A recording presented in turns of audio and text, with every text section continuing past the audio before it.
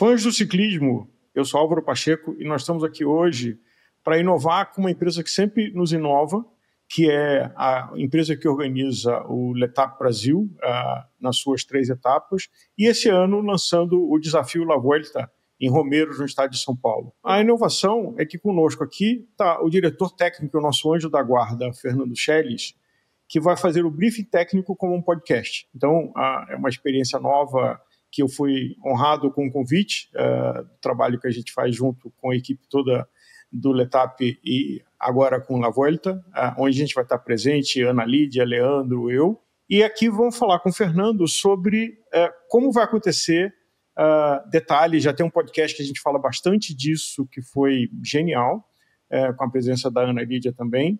E a gente vai falar aqui sobre coisas mais técnicas, de dúvidas de última hora, que você que está inscrito, que a gente vai se encontrar lá. Fernando, obrigado pelo convite da gente estar fazendo aqui o briefing técnico.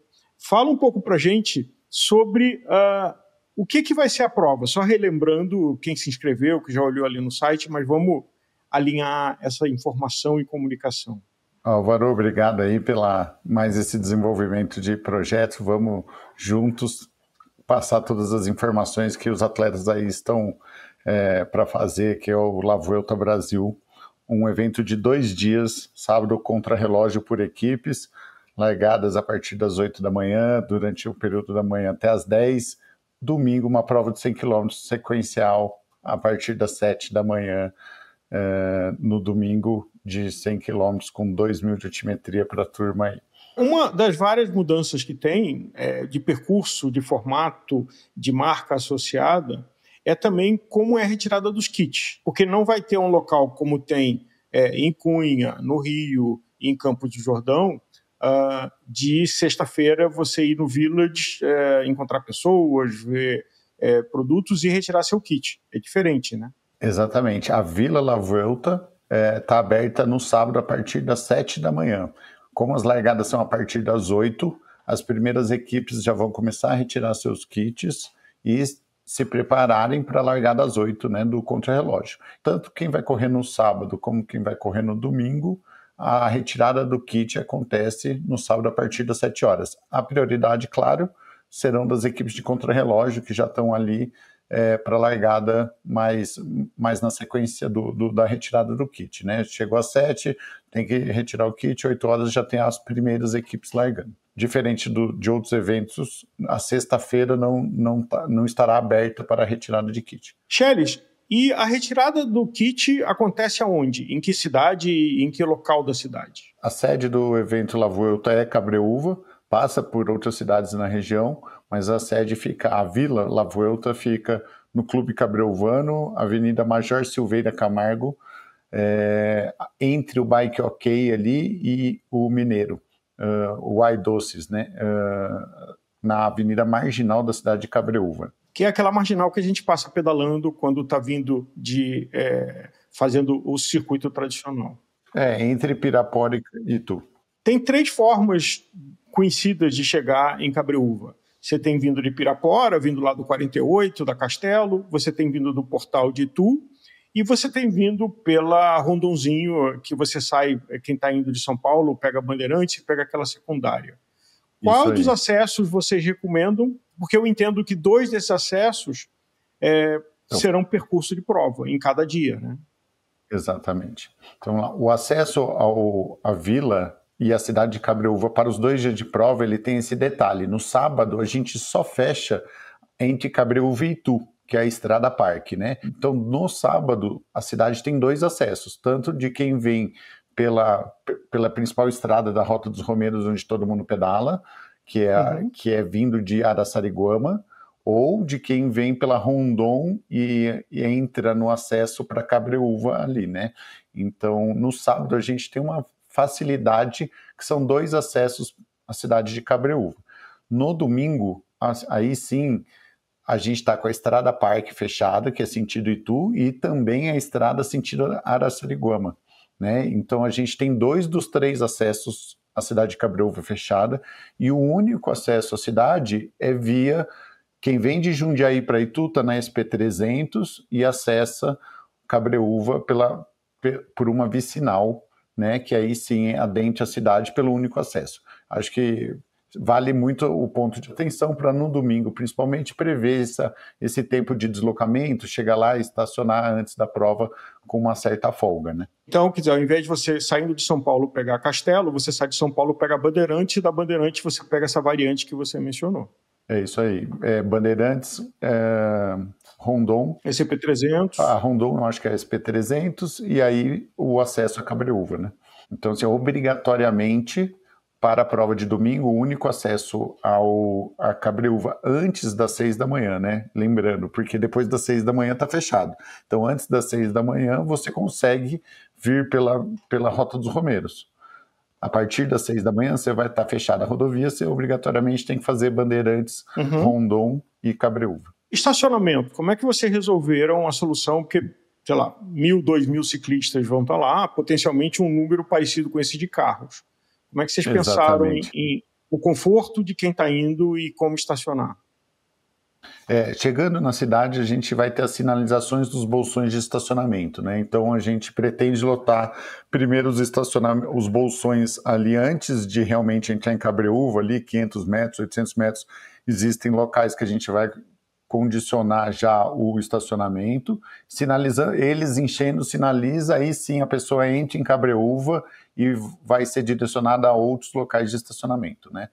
A pessoa, claro, tem a opção de passar reto pelos estacionamentos antes de chegar em Cabreúva e poder escolher lá dentro da cidade algum local, mas prioritariamente mais fácil vão ser esses logo na entrada. É sempre bom relembrar, porque a gente sempre esquece. Feita a inscrição, você tem o número da inscrição para fazer a retirada do kit, o que é necessário levar.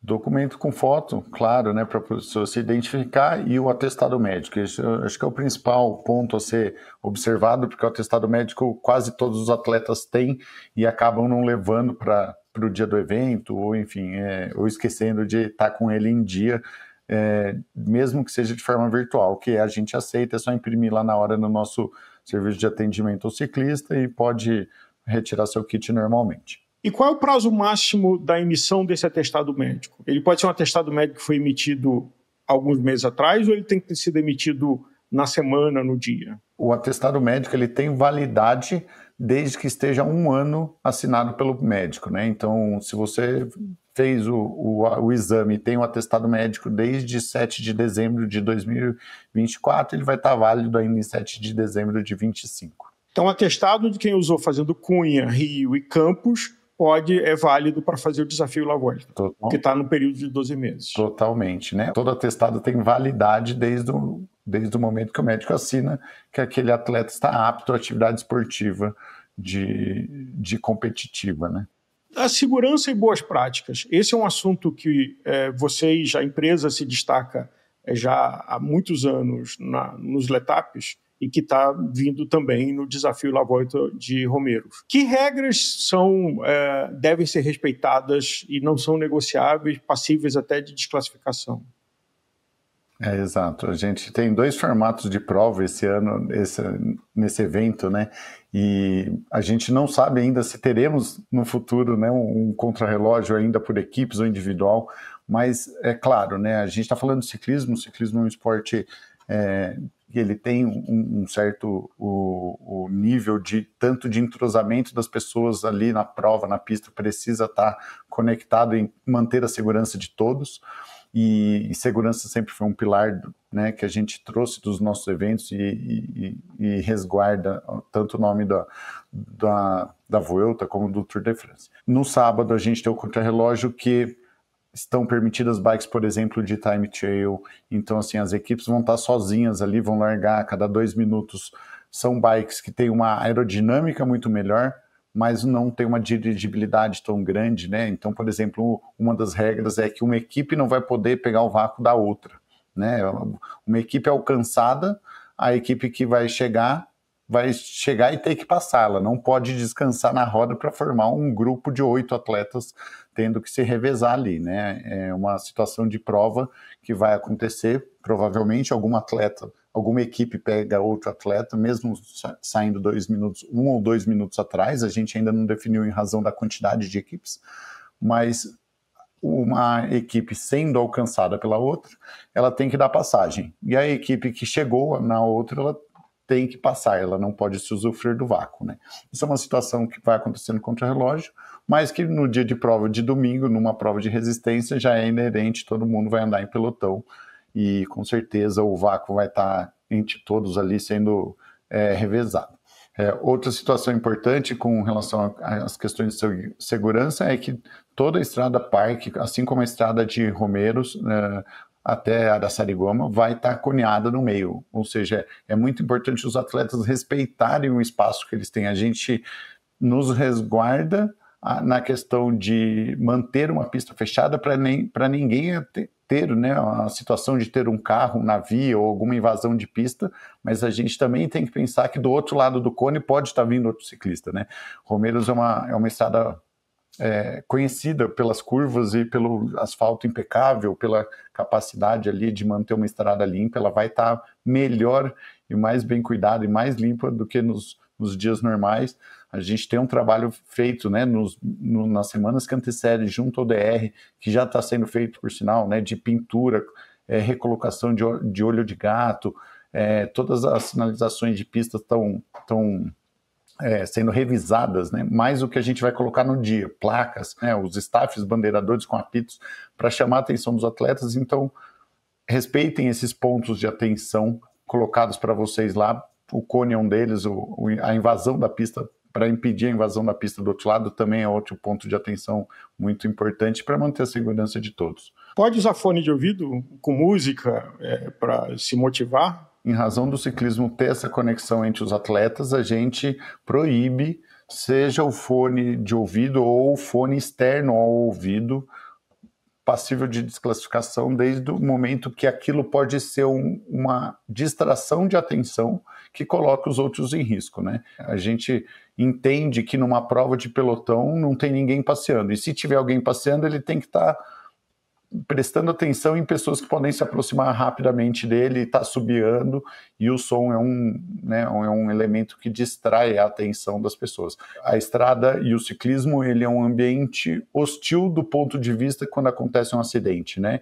A gente se resguarda e resguarda nossos atletas de maneira à proibição, né? Realmente a gente proíbe e tem a penalidade de desclassificação, de não ter o tempo, justamente porque o fone de ouvido é um fator que influencia a segurança de todos, e não só dele, né? Um dos desafios de pedalar em Romeiros é de que é um lugar público e que é usado pelos moradores locais, pelos romeiros, pelas turmas de motocicleta, pelas turmas de carro esportivo. Como é que vai ser o percurso da prova? Ele vai estar exclusivo para os ciclistas, tanto no sábado quanto no domingo? Álvaro, essa é uma parte com muito orgulho. Fechar a Estrada dos Romeiros é um trabalho que está sendo desenvolvido há um ano, né? Um ano atrás abriu-se um protocolo, a gente teve que fazer inúmeras reuniões com o governo do estado, secretarias de turismo, toda a secretaria de transporte, o que envolve DR, todo o policiamento militar rodoviário, né? A gente está num raio de alcance de 200 quilômetros em volta de Romeiros, comunicando, seja na Castelo Branco, seja na Rondon, que toda a estrada dos Romeiros está fechada unicamente para o ciclismo, né? Para os ciclistas. Então, assim, esse é um trabalho que vem, né, numa corrente de um ano para a gente chegar nessa frase. A gente vai fechar 100 quilômetros da estrada de Romeiros para um contrarrelógio de atletas, 4 pessoas só vão trabalhar contra o tempo e vão estar preocupadas em pilotar na sua segurança e no alto rendimento. E no domingo, 1.000 atletas vão estar pedalando, todos atrás da sua diversão. É uma estrada dos Romeiros entre o avião em Araçariguama, que está muito perto ali da Castelo Branco, até o Portal de Itu, né?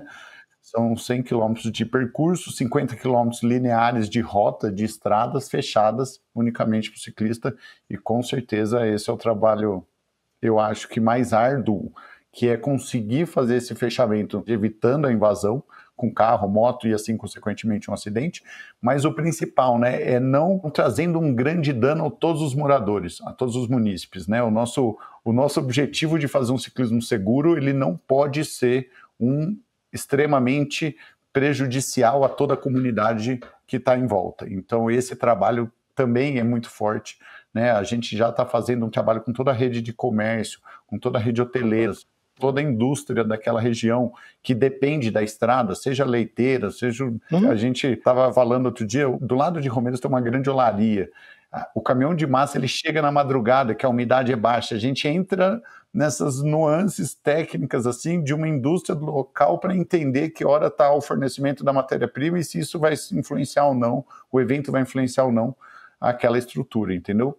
Para que o ônus da parte ciclística, né, do nosso bônus, que é ter uma prova 100% segura, com 0 carros em 100 km, seja o mínimo possível. Tem uma contribuição que cada um dos participantes pode fazer em retribuindo que a cidade e os moradores estejam abrindo espaço para a gente fazer a prova, que é o que a gente faz com o nosso lixo, né? Com gel, embalagem, coisas que você vai consumindo. Durante as provas, você precisa consumir, ou você passou num ponto de reabilitação, de reidratação, ou você está no seu bolso. Qual é a recomendação como um gesto de civilidade e até de gratidão com essa comunidade que está nos recebendo nesses 2 dias? Álvaro, você tocou num assunto muito importante, né, que é o que fazemos com o nosso lixo, independente de onde estamos, né?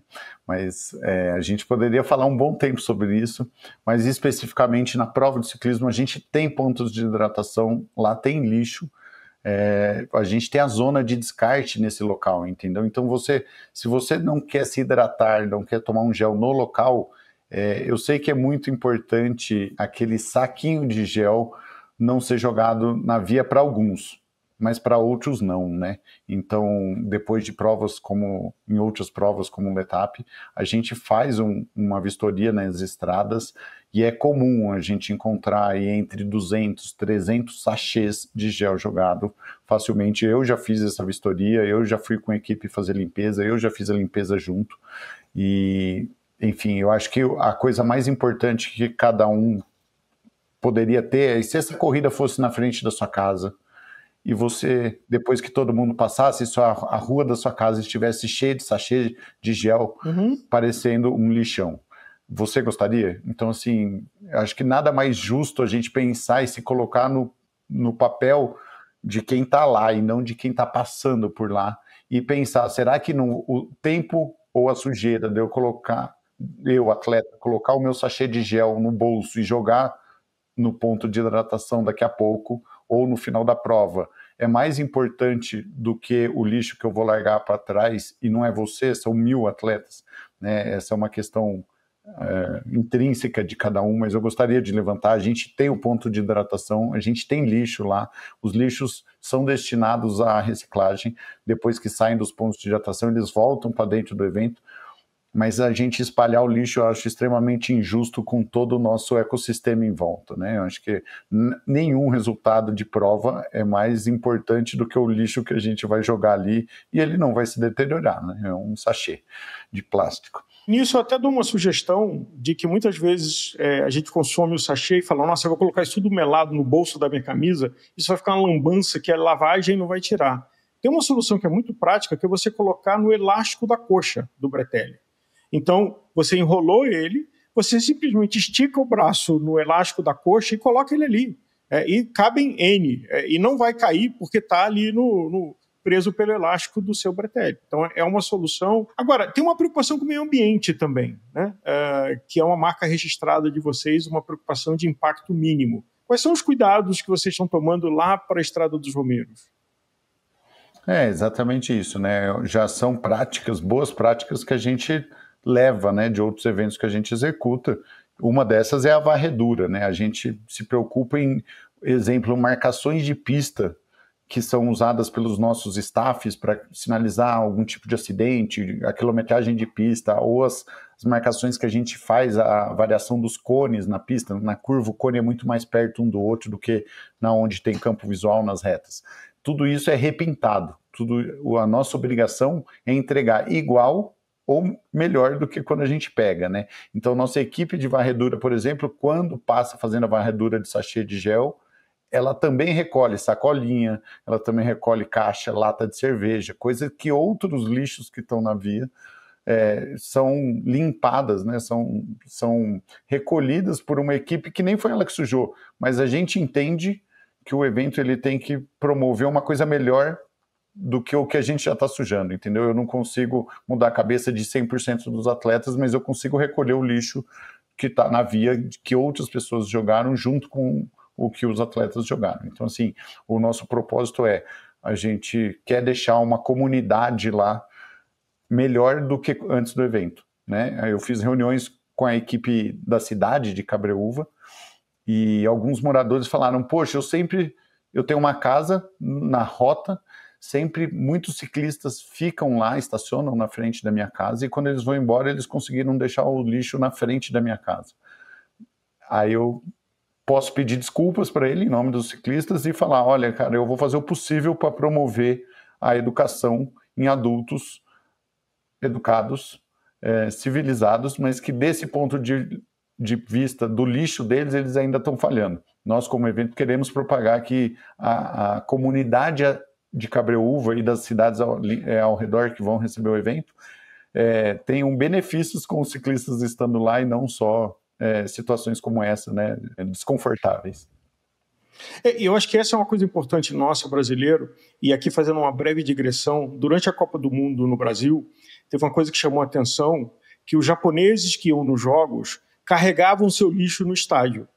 E aí, uma consciência de que no Japão não tem lixeira em público. O lixo no Japão é um problema pessoal. Se você gerou lixo fora da sua casa, você carrega ele até chegar na sua casa. E acho que essa é uma atitude que faz todo sentido, porque tem muito mais gente jogando lixo do que gente recolhendo lixo. E se a gente cuidar disso que não custa nada, pode botar no elástico da perna, no bolso, numa sacolinha que você carregue, é um respeito àquela civilidade, como você falou. Na porta da sua casa, você gostaria que chegasse alguém organizando um evento que você não participa, que você não gosta, e depois deixasse uma sujeira e depois atrapalhasse a sua vida? Quanto menos a gente fazer isso, eu acho que vocês tiveram sucesso em Campos de Jordão há muito tempo, há um pouco menos de tempo, mas já bastante em Cunha e também no Rio de Janeiro, de que a comunidade e a cidade goste, abrace e nos receba bem. Porque se estressar com eles, a casa é deles, não é nossa. Nós estamos ali visitando por cortesia. Com certeza, com certeza. Eu acho que o propósito do evento é melhorar o ecossistema ao redor, não piorar, né? A gente não pode ser depreciador do processo ao redor de uma modalidade esportiva que a gente gosta tanto. Agora, vamos falar da coisa dos 2 dias. No sábado, de que horas serão as largadas? Sábado, 7 horas da manhã, a gente inicia a retirada de kits e a primeira largada às 8 horas da manhã. Tá? Esse start list das equipes vão ser divulgadas lá no momento, então quem chegar para retirar o kit já vai ver que hora é a largada dele. Tá? É muito importante também, os atletas vão receber por e-mail esse start list na quinta e sexta-feira para programarem. Exemplo, o atleta que larga às 8, se ele chegar às 7h40 para tirar o kit dele, ele está atrasadíssimo. Né? Qualquer start list, tanto de contrarrelógio como de provas individuais, você tem que comparecer e largar no seu horário. Né? Então, o que acontece? Às 8 horas, a primeira largada vai abrir o cronômetro daquela equipe. Se aquela equipe tiver enroscada, chegando ou não chegou lá no gate de largada dela até as 8h15, ela está atrasada, o tempo dela já começou. Então ela já perdeu 15 minutos, ela largou e já está 15 minutos queimado. 15 segundos. As largadas são cada 2 minutos, né? Então, largadas a cada 2 minutos, os atletas têm das 8 às 8h15 para largar. Se às 8h15 ele não está ali pronto para largar, ele perdeu a largada dele. Ele não larga. A outra equipe às 8h02 vai continuar largando às 8h02. E assim por diante, todo o start list. Você não prejudica todo um cronograma de equipes que estarão no seu horário para largada em razão de uma equipe que não chegou no horário. Tá? A gente abriu uma exceção, visto essa não familiaridade do ciclismo brasileiro e também participativo com prova de contrarrelógio. Então, a equipe que não chegar dentro do horário para a largada e caso tenha horário disponível depois do start list, a gente vai fazer uma relargada para ela. É uma situação à parte que foge à regra de campeonatos, mas a gente entende que nem todo mundo no Brasil está acostumado com esse processo de largar uma equipe no horário. Então, assim, a equipe que perderia a largada dentro da La Vuelta, a gente vai considerar tendo a disponibilidade da estrada e do horário de largada, que é no máximo até as 10 horas. A gente vai deixar essa equipe largar no final do start list. Mas pode ser que não exista essa disponibilidade por algum atraso operacional. Então pode dizer que quem estava largado às 8h15 não chegou lá às 8h15, vai ficar ali esperando, mas sem a garantia que vai conseguir um horário para largar depois. Se vocês conseguirem encaixar, essa largada vai acontecer. Mas, ou seja, não é para contar com essa sorte, essa generosidade. A gente tem essa possibilidade restrita a algumas vagas, né? Por exemplo, nenhuma largada vai poder acontecer depois das 10 horas, correto? Então, se eu só tenho 20 minutos entre 9h40 e 10 horas que não tem equipe largando, eu posso encaixar 10 equipes. A 11ª equipe já não vai ser mais encaixada, por exemplo. Entendeu? Se eu tiver 2 vagas de equipe, a 3ª equipe que perder a largada vai largar, que teoricamente largaria às 10h02, não vai largar. É aquela coisa que a gente vê no Brasil, de a data de entrega do imposto de renda, e todo mundo acha que vai ter uma extensão e conta com extensão e não faz. É melhor não contar com essa exceção, olha o teu horário, se planeja, porque pode ser que você está contando e aí você vai perder a oportunidade de competir. E se perder a oportunidade, eu imagino que não vai ter inscrição de volta, né? Não, eu tenho um sistema de cronometragem, eu tenho toda uma estrada fechada, eu tenho 100 staffs fechando a estrada de Romeiros para que todos os atletas larguem no seu horário. A partir do momento que um atleta não larga no horário dele e não tem a disponibilidade de poder ajudá-lo, colocando num espaço, né, que a gente pode encaixar sem estragar todo o processo operacional, beleza, a gente vai resolver. Caso ele não largue no horário dele, não tenha como largar dentro dessa possível margem, não faz sentido nenhum qualquer tipo de devolução, visto que a gente entregou o que a gente devia, ele que não cumpriu o que ele deveria, né? Ele ou a equipe dele. Né? A gente tem até a possibilidade, por exemplo, de um atleta não largar. Ele inscreveu 4 e se só 3 estiverem ali, um estiver atrasado, ele vai largar somente com 3 atletas. Isso também é uma possibilidade que a gente está abrindo para que todo o processo das equipes entendam como funciona uma prova de contrarrelógio por equipes. E qual é o mínimo que tem que largar? Por exemplo, a equipe de 4 e só eu cheguei lá, os outros 3 se perderam, que furou o pneu, sei lá o quê. Eu posso largar sozinho? O contrarrelógio é por equipes e se considera uma equipe completa com no mínimo 3 atletas, que é quando fecha o tempo. Então, qualquer equipe tem que ter no mínimo 3 dos 4 atletas inscritos para que possa largar. Ou 3 atletas. Tem equipes que inscreveram só 3 atletas. Não tem problema, ela não pode largar com 2. Perfeito. Na prova de sábado de contrarrelógio, a referência que a gente tem são as provas de triatlo, que tem o capacete, que tem uma roupa especial, que tem uma bicicleta especial, ou uma bicicleta de estrada simplesmente com clip-on ou sem clip-on. Existe alguma obrigação, restrição? Por exemplo, eu se for com a minha bicicleta de estrada normal, sem clipe e com capacete normal, eu posso correr? Pode. Acho que uma das ideias do contrarrelógio por equipe é agregar. A gente quer que as pessoas vivenciem essa questão de uma prova de contrarrelógio.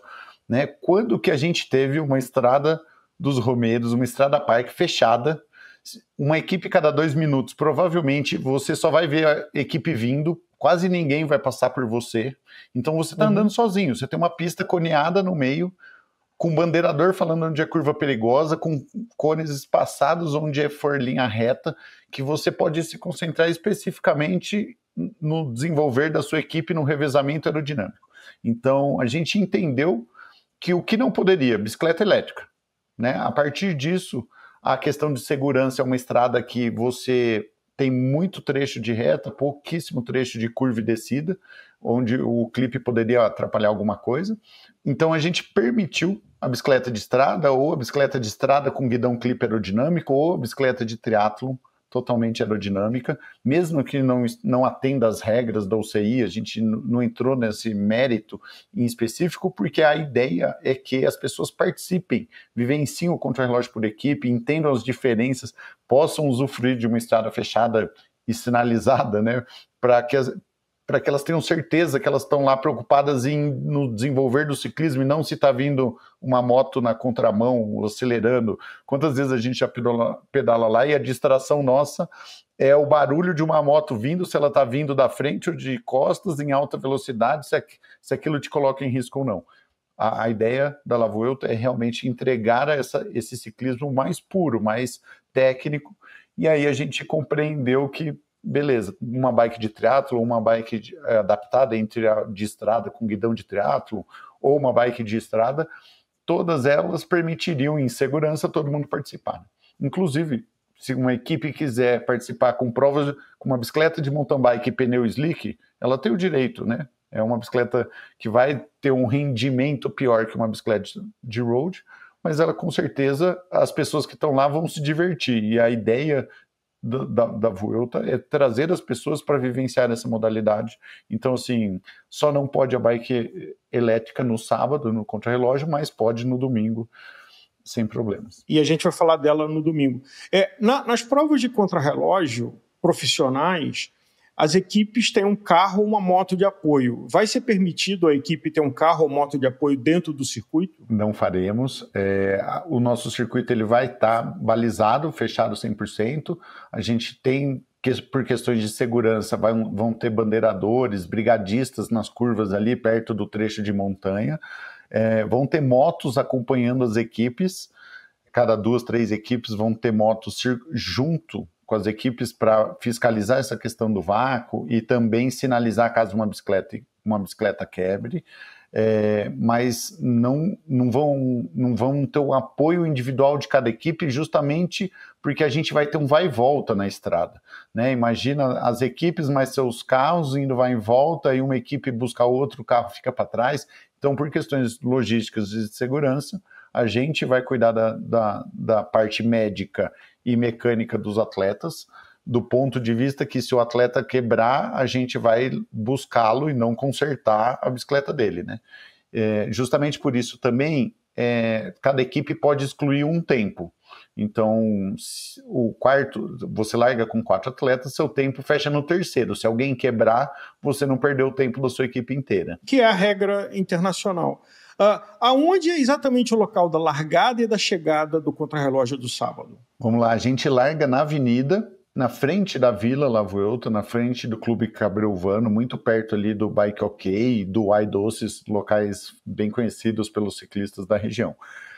A gente faz pela contramão da avenida, sentido Estrada Parque, um trecho dentro da cidade. Então o atleta vai sair de um gate, 1 metro de altura, vai ter uma rampa de 4 metros de comprimento para frente em descida para que os atletas clipem a partir do horário de largada dele, e a partir daí são 33 quilômetros. Sai pela avenida de largada da cidade, vira direita, vai pegar a primeira subidinha do cemitério, entra na Estrada Parque. Logo no cemitério vai estar o pórtico da chegada. Passou pelo pórtico ali, ele vai até o retorno em Itu, no portal, no trevo. A gente vai usar o retorno externo ao trevo, que é o retorno da estrada antiga abandonada. Vai ser um retorno largo, não é um retorno de 180 graus trancado. É um retorno que dá para fazer a 15, 20, 25 km por hora ali tranquilo. Faz o retorno, volta. Quando a gente está voltando, finalizando a Estrada Parque, tem a subidinha do cemitério. No topo da subida do cemitério, encerra o tempo do contrarrelógio. Depois os atletas só passam reto. Passou o pórtico, é só continuar a descida, vai estar coneado, a gente vai trazer esses atletas pela mesma avenida que eles vieram na largada. Tem uma faixa de pedestres ali que a gente vai fazer o deslocamento dos atletas até a Vila La Vuelta. Na Vila La Vuelta, no telão em cima do palco, vai ter o tempo desses atletas, a colocação que ele fez no ranking, e se ele tiver o melhor tempo, ele assume o trono daquela categoria até alguém bater o melhor tempo para ele. Enquanto isso, ele fica no palco, no trono da melhor equipe até o momento, e a exibição dos tempos de todo mundo lá, seja por categoria ou geral. E Ana Lídia, Leandro e eu vamos estar conversando, entrevistando e olhando esse painel no telão. Então, cada um que correu vai lá para o Village para ver como é que está o seu tempo em relação a quem já largou e até quem está largando depois de você. E aí, 10 horas da manhã tem a última largada, e vai ter uma premiação só desse dia, né? Positivo. As equipes campeãs do contrarrelógio nas categorias masculina, feminina e mista serão premiadas diretamente logo após o encerramento de todas as equipes no percurso, né? Durante o período, quando você for ver seu tempo, logo que você cruzando o pórtico de chegada, é só uma descida, né? Você vai cruzar no topo, você vai descer já direto para a vila pelo mesmo caminho que você veio, só que coneado, porque ainda vai ter atleta largando, e lá você vai ver seu tempo, o tempo de todo mundo, e possivelmente assumir o trono do melhor tempo da equipe no trecho. Fernando, largou todo mundo, chegou, cada um está torcendo lá. Que horas vão ser as premiações das 3 categorias, dos 3 pódios das melhores equipes de masculino, feminino e misto? Às 10 horas provavelmente vai acontecer a última largada. Então, entre 10h30 e 10h40, a última equipe já completou todo o trecho da Estrada Parque com o contrarrelógio, e logo na sequência, 11 horas, previsto a premiação, tanto do masculino como do feminino e da equipe mista, os 3 melhores tempos de cada categoria dessa. Aí, então, encerramos as atividades do dia. Como é que é a retirada do kit para domingo? Dá para retirar o kit do domingo ainda no sábado, ou só pode acontecer no domingo de manhã? A retirada de kit para domingo é especificamente no sábado. A gente não tem retirada de kit para o domingo. No sábado a gente está lá à disposição desde as 7 da manhã até o final da tarde, para que todos os atletas retirem o kit, e no domingo possam chegar lá tranquilamente com a bike já kit montado e estar à disposição para largar às 7 horas. Agora, o numeral é exatamente o mesmo? O kit para correr o contrarrelógio, se eu tiver o número 602, vai ser o mesmo número 602 para correr no domingo? Ou não? É outro kit? Não, Álvaro, é outro kit. O kit de prova de sábado, ele é um kit de equipe, né? Então, os chips daquela equipe e as placas vão estar numeradas como a equipe 1, a equipe 2, a equipe 3. Todos os atletas vão estar numerados como equipe 1. Né? No domingo é uma nova numeração, um novo kit de prova. Quem está correndo os 2 dias tem que trocar a placa, são novos chips. Mas quando eu for no sábado de manhã, eu posso pegar já os 2 kits? Ou não? Eu só posso pegar o kit do domingo depois de tarde? Com certeza. No sábado de manhã, se você está inscrito nos 2 dias, no sábado você pode retirar tanto o contrarrelógio como o kit de domingo já no mesmo momento, sem problema algum. A prioridade no sábado entre 7 e 9 da manhã, 9h30, que é o horário das largadas, vai ser de quem está na prova de contrarrelógio. Então a gente tem uma fila, a gente tem a organização, uma separação de quem for contrarrelógio passa na frente, porque provavelmente está para largar ali logo na sequência. Mesmo assim, a gente mantém o atendimento de quem está indo lá só para a retirada do kit para domingo. Os tempos de sábado contam alguma coisa para domingo, ou são contagens completamente diferentes? Muito legal essa pergunta, Álvaro. Os tempos de sábado não contam nada para domingo. No sábado é uma prova por equipe, no domingo é uma prova individual, né? Então a gente entende que são formatos, são modalidades de ciclismo diferentes com relação a um contrarrelógio por equipes com uma prova de resistência individual. Mas a gente pensa muito e gostaria, né, de levar um ciclismo como é uma Vuelta e poder trazer a situação de pontuação por equipes, né? Seria muito legal se a gente pensou esse ano e estamos amadurecendo esse produto, né? Se um evento como esse realmente tem adesão das equipes, seria um contrarrelógio no sábado e a pontuação das equipes campeãs. E no domingo teriam uma prova de resistência com a somatória de pontos das equipes. Teriam metas volantes de sprint no plano, metas volantes de montanha, teria a meta volante da chegada com pontuação adicional e se definiria uma equipe campeã. O que seria uma equipe campeã? Uma equipe completa o suficiente para ir muito bem no contrarrelógio e se defender e ir muito bem na prova de estrada. A somatória de pontos fariam as equipes campeãs. É mais complexo, envolve uma situação mais difícil, né, das pessoas estarem mais entrosadas, mas a gente acredita que é uma experiência diferente e quem sabe no futuro a gente consiga fazer isso. La Vuelta 2025, totalmente isolado. Prova de resistência no domingo, categoria por idade, os melhores tempos líquidos ganham, os gerais também ganham o seu lugar no pódio, e sábado um contrarrelógio por equipe com as 3 melhores equipes e mais rápidas no pódio. Uma das coisas admiráveis que vocês fazem na sequência dos anos é propor aos negócios locais, principalmente os hotéis e hospedagens, algum tipo de benefício ou desconto para quem está vindo da prova. Os organizadores talvez fizessem o contrário, cobrariam a comissão dos hotéis. Cunha tem uma rede hoteleira, Campos nem se fala, Rio de Janeiro nem se fala, mas Romeiros é um pouco limitado. Vocês desenvolveram algum tipo de parceria para quem quiser ficar lá? Porque meio-dia, 1h está liberado, então para voltar para São Paulo, em 40 minutos você está em casa. Mas quem quiser a opção, ou quem não é de São Paulo, vocês têm sugestões de hospedagem ali na região?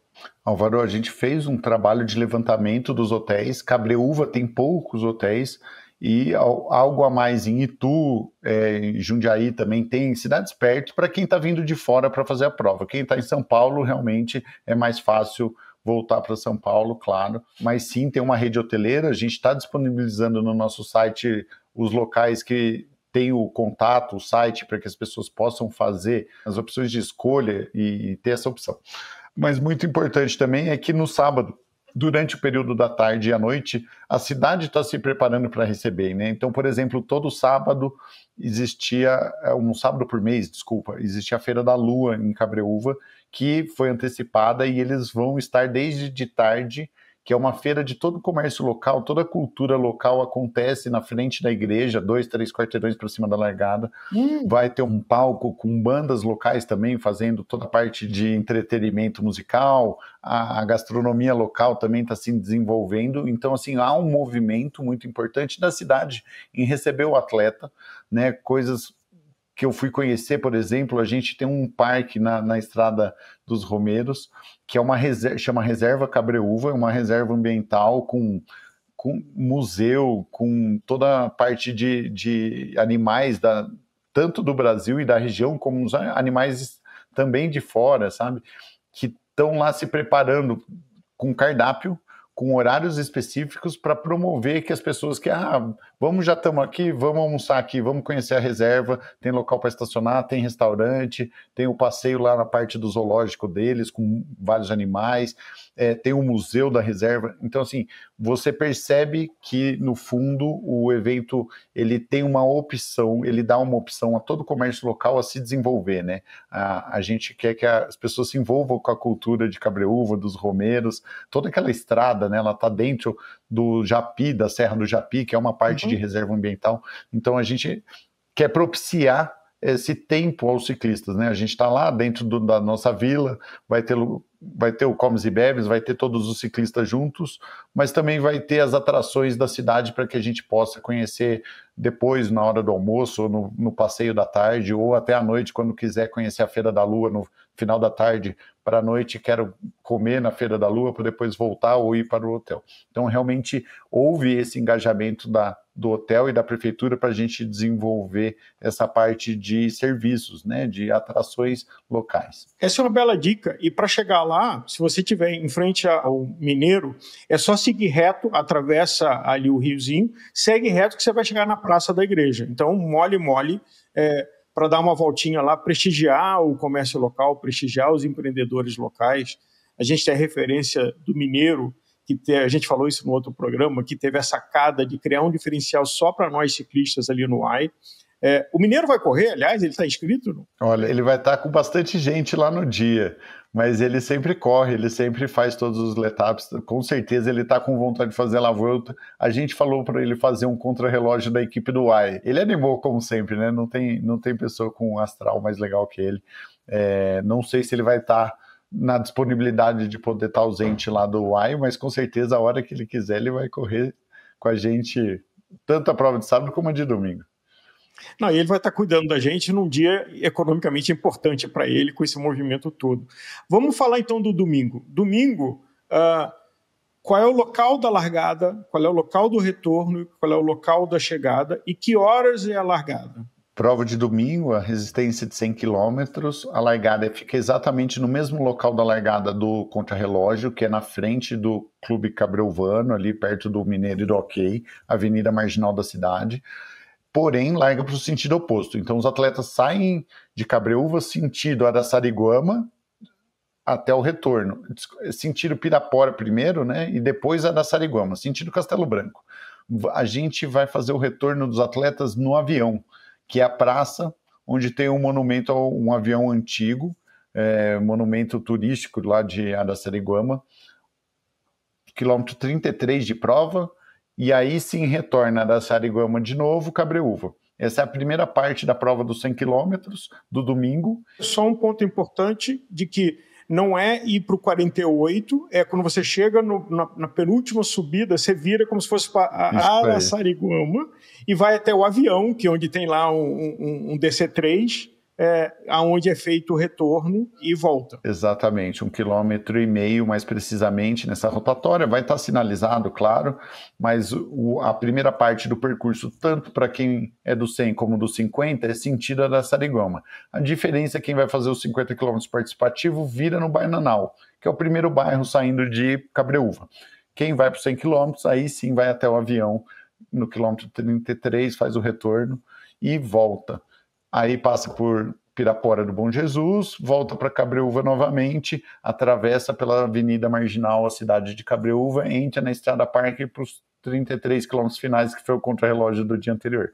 Vai até o portal de Itu e retorna para Cabreúva na chegada. Chegada novamente na subida do cemitério, acabando a Estrada Parque, chegando em Cabreúva, antes de adentrar a cidade, no topo da subida, que é a subida do cemitério, pórtico de chegada, e aí só deslocamento para baixo até a vila novamente. Então, a largada no sábado e a largada no domingo no mesmo lugar, e a chegada também, ambas no cemitério. É bom porque quem tiver morto já tenta ver se arruma um lugarzinho ali e fica por ali, né?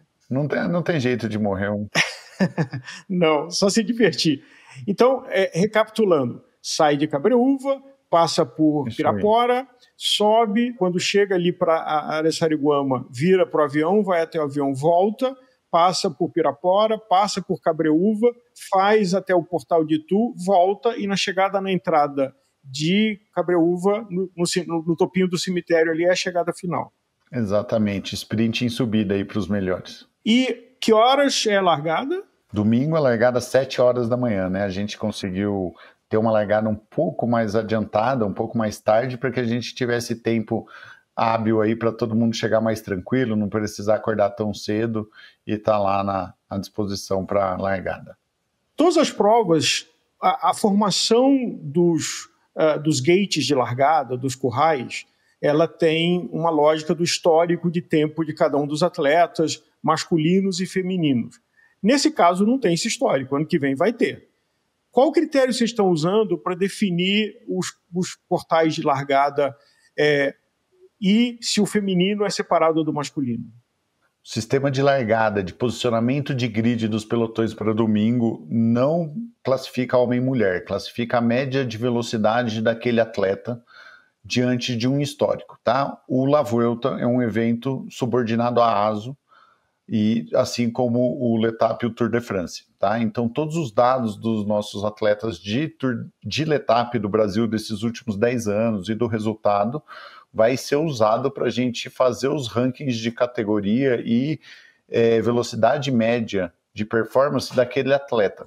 Então, o grid de largada do La Vuelta vai usar como base o mesmo sistema operacional de tempo e classificação dos atletas por velocidade média que ele faz numa prova, usado dentro do L'Etape Brasil. A gente tem condição hoje de trazer esses dados, visto que os dois eventos estão subordinados à mesma empresa e ao mesmo critério técnico, né? E masculino e feminino largam juntos. Exatamente. Por esse critério de velocidade. Então pode ter mulheres num gate, no outro, exatamente como homens, e de faixas etárias também. É o histórico que vocês têm da base de dados de todos os L'Etapes, e isso é que vai ser o critério de formar cada grupo. Exatamente, é a média de performance daquele atleta, independente do sexo ou idade. Isso garante um grupo homogêneo com relação à velocidade média, evitando assim a ultrapassagem, a troca de posições entre grandes massas. E é isso que garante um baixo índice de acidentes, né? Quando a gente fala em ultrapassagem, a gente está falando de uma chance de acidente maior. Quando a gente fala de grandes grupos de ciclistas fazendo essa troca de posições, é onde acontece a situação de enrosco de um guidão, enfim, de uma desatenção, o que leva ao acidente dentro dos pelotões. E quem nunca fez nenhuma prova do Letap que não tem histórico, larga onde?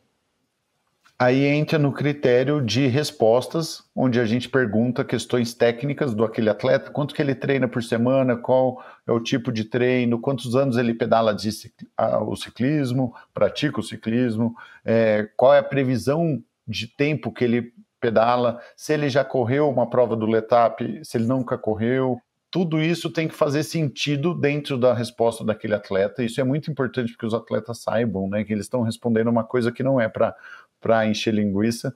Não faz sentido alguém que pratica ciclismo há 10 anos, nunca correu um Letap e tem a previsão de fazer a prova de 100 km entre 1 hora e 2 horas de prova. Essas respostas não fazem sentido e normalmente o sistema entende que aquela pessoa respondeu sem nenhum critério e isso põe ela para trás justamente porque quem respondeu com critério tem prioridade na classificação. Lembrando que você largar no pelotão 1, 2 ou 3 só te dá uma situação de você pegar um pelotão, mas o seu tempo começa e acaba quando você cruza a linha de largada e cruza a linha de chegada. Inclusive, pode existir situações de que você chegou na frente de alguém, mas esse alguém largou num pelotão diferente do seu e que, portanto, a percepção de como você cruzou a linha de chegada, ela está sujeita a de que grupo cada um largou.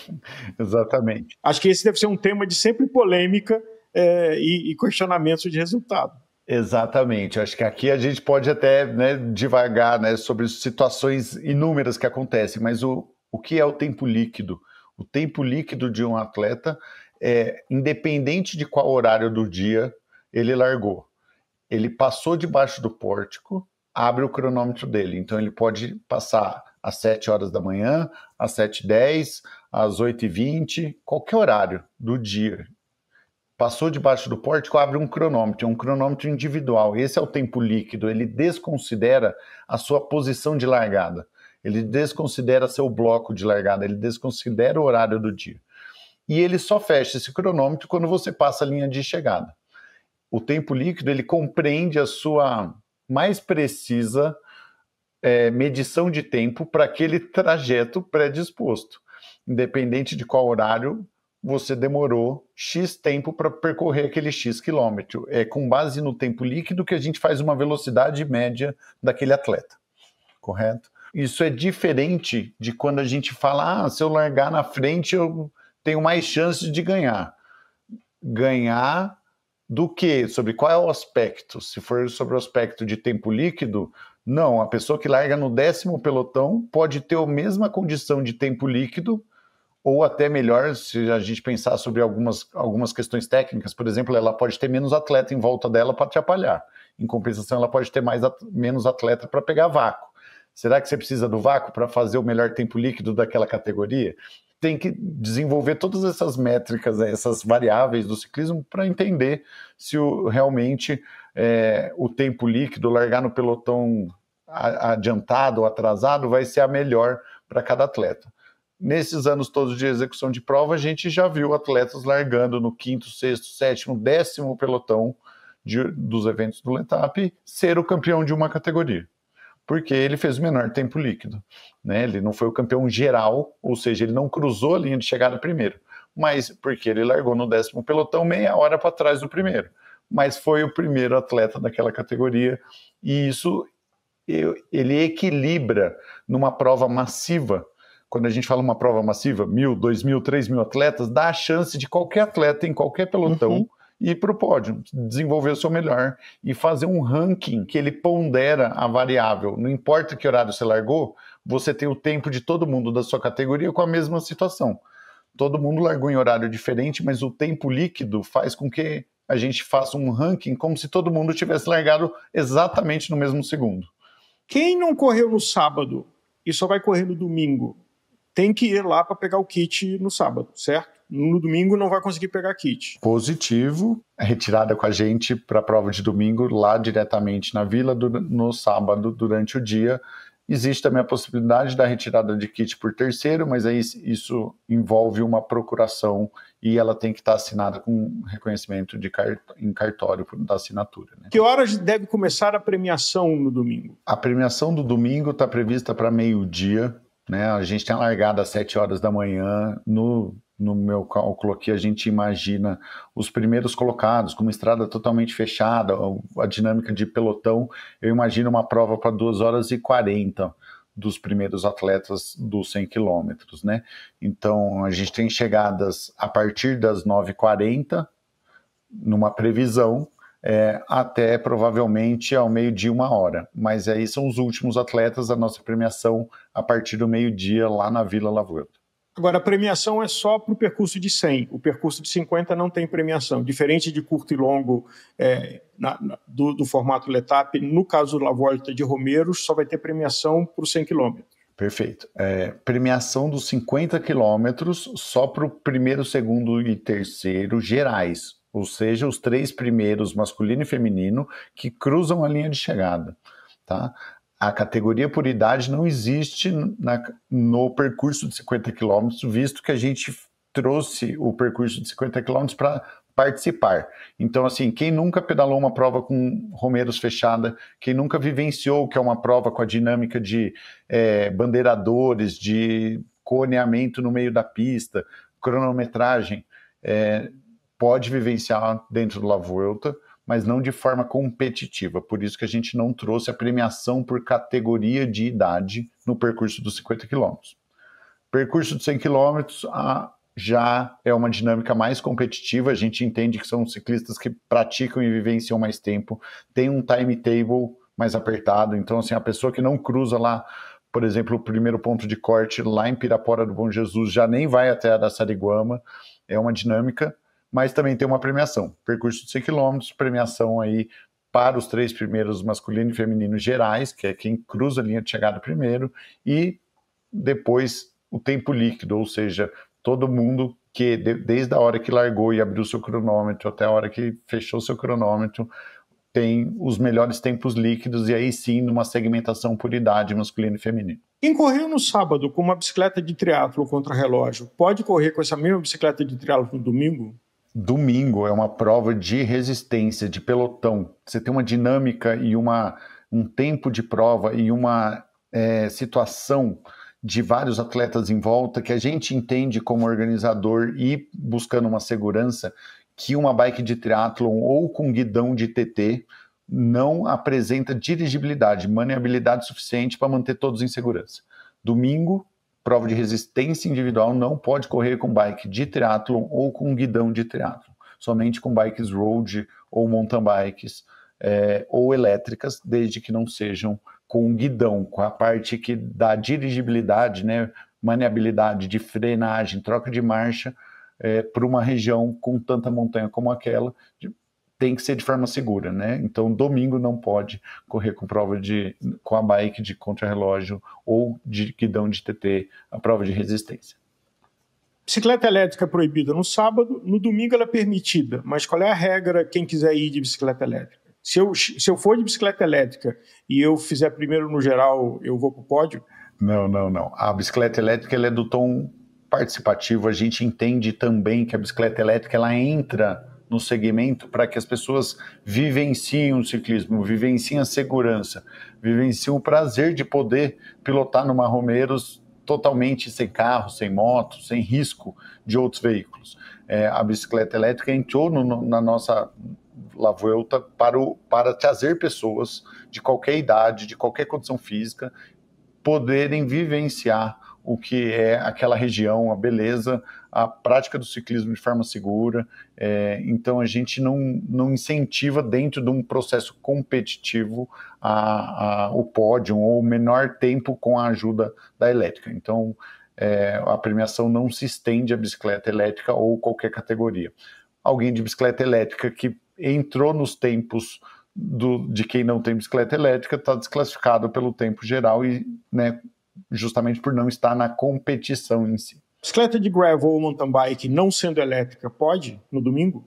Com certeza, podemos. A ideia é que as pessoas possam participar. A gente sempre tem esse apontamento que tanto a mountain bike como a gravel, elas têm a dirigibilidade, elas têm a capacidade de andar num pelotão se o atleta tiver essa condição física, a bicicleta permite essa dirigibilidade, essa segurança, essa frenagem, até melhor, né? Por exemplo, que uma bicicleta de road. Mas, enfim, o que importa nesse caso é a participação, é a vivência dentro da modalidade do ciclismo e da estrutura de prova que a gente oferta, né, para que todo mundo faça. Como funciona o apoio de prova? Assim, por exemplo, você falou que tem um corte no domingo lá em Pirapora. Vai ter um corte em Pirapora. Vai ter ônibus vassoura? Vai ter algum tipo para que as pessoas voltem até a largada? Como é que está essa estrutura? E aproveitando, como é que toda a estrutura que vocês montam com a equipe de vocês e com voluntários, quantas pessoas devem estar envolvidas na nossa segurança? Da parte de operação de prova e dinâmica do ciclista, a gente sempre entende que isso é uma coisa em conjunto, né? Eu não consigo desmontar uma prova e entregar as rodovias fechadas aos munícipes e às cidades se a gente não está entrosado, se a gente não está caminhando junto com os atletas. Quando a gente fala de um ponto de corte, por exemplo, a gente tem um ponto de corte em Pirapora do Bom Jesus, que se o atleta não passar até tal horário, ele nem pode ir até Araçariguama, porque provavelmente ele não vai chegar em Araçariguama e voltar antes da gente começar a desmontar a estrada para dar tempo de desmontar dentro do planejado. No caso do corte em Pirapora, ele vai fazer a rotatória que tem lá, que é um corte, e vai voltar pedalando para Cabreúva, porque ainda tem gente entre Araçariguama e Pirapora que vai alcançar ele no caminho. Então, assim, ele é cortado para não ir mais, mas ele pode usufruir dos outros 78 quilômetros que ainda tem para ele fazer a prova. Porque ele só perdeu os últimos 5, 6 para chegar em Araçariguama, porque ele está fora do tempo. Mas ele ainda tem toda a pista para curtir. Esse é um corte que a gente chama, que ele não é o corte que a gente resgata o atleta, né? Ele não... ainda tem prova para trás dele a partir do momento que ele começa a retornar. Nesse corte em Pirapora, ele não tem um resgate específico ali no momento, porque o atleta ele vai ser cortado e vai ser direcionado para Cabreúva novamente. Ele só não vai fazer o trecho final. Já lá em Araçariguama, quando a gente começa a iniciar o desmanche de prova sentido Cabreúva, aí sim ali tem uma ambulância, a gente tem as vans vassoura, com rack de bike, com um produtor específico falando com a gente no rádio, quem são os atletas, que mantém a prova dentro do cronograma. Se a van vassoura alcança atletas nesse caminho sentido Cabreúva, é porque esses atletas estão para trás do mínimo de velocidade média para a gente entregar a rodovia e que a gente divulgou para o atleta. Aí sim a van vassoura, o nosso produtor, fala com esse atleta que ele está desclassificado e que para que a gente possa entregar a rodovia e cumprir o cronograma, ele deve adentrar a van para a gente poder levar ele mais para frente até a cidade de Cabreúva. Então a operação de prova, quando a gente fala em desmanche ponto de corte, ela sempre considera se é um ponto de corte que o atleta vai voltar pedalando e ele cai para dentro da prova com uma vantagem de tempo e pode usufruir de tudo, ou se é um ponto de corte que a gente tem que resgatar o atleta na hora para manter o cronograma. Mesma coisa, a autossuficiência do atleta a gente sempre tenta dar a melhor condição possível para que o atleta faça a prova, ou seja, o atleta, se ele tiver uma câmera de ar, se ele tiver uma bomba, e essa autossuficiência é o que vai deixar ele acabar a prova dentro do timetable, ou caso ele saia do timetable do tempo de prova, a gente vai resgatar ele com uma van. Quantas pessoas devem estar envolvidas entre a organização, o apoio das autoridades de polícia militar, de polícia rodoviária, voluntários? Quantas pessoas devem estar cuidando da gente nos 2 dias? Eu tenho números mais concretos, a gente está em formação de tudo isso e contratação, mas no domingo, que é a prova que tem a maior extensão, a gente está falando de 235 staffs de pista. São 235 staffs ajudando a não deixar em nenhum ponto de acesso à estrada ter um veículo adentrando quando a estrada está fechada. Fora isso, a gente tem mais 20 motos operacionais rodando em setores, tem mais 10 motos médicas com um paramédico de pronto atendimento rodando junto com o pelotão. Quando o acidente acontece, a gente já está com a moto em cima do caso. Todo mundo de rádio, né, para que essa comunicação seja on time. A gente também tem cerca de 25 viaturas do DR e do policiamento militar rodoviário para dar suporte à nossa operação de pista, ou seja, os principais entroncamentos de rodovias grandes, de grandes conglomerados de munícipes, têm o apoio do policiamento militar do DR para a gente poder fechar uma rodovia estadual 100% para a prática do ciclismo aí. Segurança é um valor inegociável para vocês e para a ASO também, e Romeiros tem desafios, acho que não tantos quanto Cunha, mas tem desafios de curvas com arco não perfeito, com a cambagem para fora. Como é que vocês estão mapeando isso, principalmente para o domingo? Para o sábado eu acho que tem menos situação, até porque não tem pelotões, tem só grupos de contrarrelógio, mas no domingo tem situações, inclusive porque vai ter vai e volta, né? Então você só tem uma pista. Como é que vocês estão planejando para a nossa segurança? A gente considera, por algum aspecto, que sábado é um pouco mais seguro em razão de não ter o pelotão. Mas a gente também pondera que serão bikes de triatlon ou contrarrelógio descendo a Serra do Chocolate, a da usina ali, que exigem técnica. O ponto de vista nosso é assim, aonde o trajeto ele engana, ele deixa o atleta se enganar achando que é uma curva fácil e é uma curva difícil. Né? Quando essa situação acontece, a gente está interferindo, ou seja, os cones que, por exemplo, vão estar nas linhas retas onde tem visual, eles estão lá de 40, 50 em 50 metros, quando chega numa curva dessa, esses cones estão de 6 em 6 metros. O atleta vai estar descendo, né, a serra. Então, o atleta que está a 40 km por hora no plano, com um cone a cada 50 metros, quando ele está na descida da serra a 50, 60 km por hora, que é 50% a mais de velocidade, o cone passa a ficar de 6 em 6 metros. Então, esse sinal de velocidade, de aperto, é um sinal que o atleta tem que estar conectado. É para isso que a gente fecha uma rodovia e coloca lá tudo isso. Né? Faz as equipes de cone colocarem cones variáveis nas descidas e nos locais, para que isso traga segurança para o atleta. A outra coisa, claro, fora as placas de rodovia, que o atleta costuma, por estar de bicicleta, não prestar atenção na placa, a gente está colocando placas adicionais da La Vuelta de curva perigosa e sinalizando com bandeirador e apito. Então, assim, a gente entende que na serra, seja sábado ou domingo, na serra onde a curva, se ele errar, ele vai invadir a contramão ou a área de escape, o guarda-reio é perigoso, onde a margem de erro é alta, a gente vai colocar sinalizações. Elas se resumem ao ponto de vista do cone, onde a gente aumenta a intensidade, a frequência deles no chão, para que essa sensação de velocidade deles seja real e percebida mais fácil.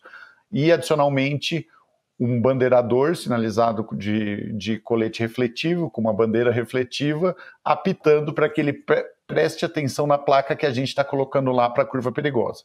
Isso reduz muito, né, o índice de acidente, nos deixa esse sistema, a gente aplica em outros eventos da ASO, em provas massivas, e isso traz o nível de acidente perante o tamanho de gente para baixo, mas não evita. O mais importante de tudo é a única pessoa capaz de evitar um acidente é o próprio piloto, né? Prestem atenção aos sinais, mas depois que aconteceu o erro, você, piloto, é responsável pela sua, né, situação que você colocou, você ou seu time. Então, fiquem atentos a esses sinais, não deixem isso tomar conta, a emoção tomar conta da razão e pilotem na razão. Sábado a gente tem um pequeno trecho ali de montanha dentro da prova de contrarrelógio, é uma subida e uma descida curta, o resto praticamente são curvas no plano. E para domingo aí sim a gente tem uma região bem maior de montanha, são cerca de 40 pontos onde vão ter brigadistas e bandeiradores, provavelmente nos locais, quase todos os locais que tem bandeiradores sinalizando uma curva perigosa, a gente tem um brigadista de pronto-socorrista também, é outra situação que a gente trouxe de outros eventos para que melhorar a segurança, né, de um atleta, caso tenha um acidente, a gente tenha o pronto atendimento, cara, né, os primeiros minutos pós-atendimento de entender qual é a gravidade da lesão, passar para o centro de operações qual é o tipo de lesão, qual é a urgência do socorro médico e, se talvez, da remoção daquele atleta. Tudo isso faz parte de um protocolo de atendimento, de outros de eventos internacionais da ASO, que a gente trouxe para o Brasil nos eventos da ASO via Letap, e também estamos aplicando no Lavoroto. Acho que é uma questão mais para o domingo do que para o sábado, mas nos dois casos é uma pista que vai estar com mão de ida e volta com o ciclista nos dois sentidos. Tem alguma punição para quem entrar na contramão para fazer uma ultrapassagem? Então você tem um pelotão ali e você vem quer ultrapassar aquele pelotão e você vai para a contramão, invade a outra pista para fazer essa ultrapassagem. Isso é passível de alguma punição? É passível de punição, o regulamento fala, o processo são as motos técnicas, são obrigadas a sinalizar para os atletas falando, olha, você já passou para a contramão, volta para lá, volta para sua via, não pode. Então a gente tem o primeiro aviso das motos técnicas para os atletas, as motos que andam no meio dos pelotões e grupos, né? Junto com o time de staffs ali de motociclistas. E, consequentemente, o segundo aviso já é o reporte para o centro de operações com o número de prova, falando da reincidência da ultrapassagem na contramão, né? Isso é muito bom, porque anos se passaram e a gente raramente tem a situação da ultrapassagem de pista, e a reincidência foi zero em todos esses anos. Acho que todo atleta não gostaria de ser atingido por outro na contramão numa rodovia fechada, cheia de cone no meio, né? Os cones, eles influenciam nisso, fica mais difícil de você ficar passando entre os cones e querendo ir para a contramão. Está sinalizado, mas a gente tem uma incidência muito baixa disso acontecer. Mas está lá no regulamento, o primeiro aviso é oral, o segundo já é uma punição, provavelmente, dependendo da situação de prova, do local e da reincidência, passível de punição por tempo ou desclassificação. No Letap Rio, no percurso anterior, a descida da vista chinesa era neutralizada por segurança. No caso de Romeiros no domingo, vai ter algum trecho neutralizado ou não? Ou é o relógio correndo direto? Estrada de Romeiros no domingo 100% valendo tempo, não tem nenhum trecho neutralizado, apesar de todo mundo estar indo e voltando. A estrada é bem larga, né? A gente tem campo visual de boa parte do percurso, tá tudo muito bem sinalizado. É uma estrada muito aberta, né? Ela é muito seca, ela não tem muito material orgânico em cima, ela tem margem de escape, acostamento. A gente entende que tudo isso faz com que seja uma situação confortável ao ciclismo e por isso não vamos neutralizar nenhum trecho. Chelis, você como representante da organização, como mentor, responsável técnico de desenho e de planejamento, queria te agradecer como ciclista de todo o trabalho que vocês fazem, que você lidera especificamente como nosso anjo da guarda, e desejando enorme sucesso que quem nos ouviu aqui tenha tido essa informação, e acho que esse é o tipo de programa para ouvir vários pedaços e tirar dúvidas e entender bastante bem como é que funciona, desejando que seja a primeira de muitas edições do Desafio La Vuelta Romero. Com certeza, Álvaro, obrigado, agradeço você por estar compondo com a gente esse manual de uma La Vuelta Brasil. Quem sabe um dia a gente possa fazer uma La Vuelta de 7 dias, né? Estamos aí para isso, mas que tenhamos ciclismo de vários jeitos, de contrarrelógio, individual, por equipe, de provas de resistência. Eu acho que a ideia é as pessoas vivenciarem e curtirem. Eu agradeço super quem está procurando essas informações, com certeza vai compor de uma forma mais ampla a sua prova aí no final de semana do dia 6 e 7. Então a gente se vê lá, como eu disse, Ana Lídia, Leandro e eu estaremos no sábado e no domingo no palco, conversando sobre os tempos provisórios, quem são os donos do sofá temporários e definitivos, e depois do domingo o programa que vocês já conhecem, conversando com os campeões, fazendo o Gregário Radio ao vivo. Então a gente está junto aqui com o grupo de organização do Letap no Desafio La Volta Romeiros. A gente se vê lá.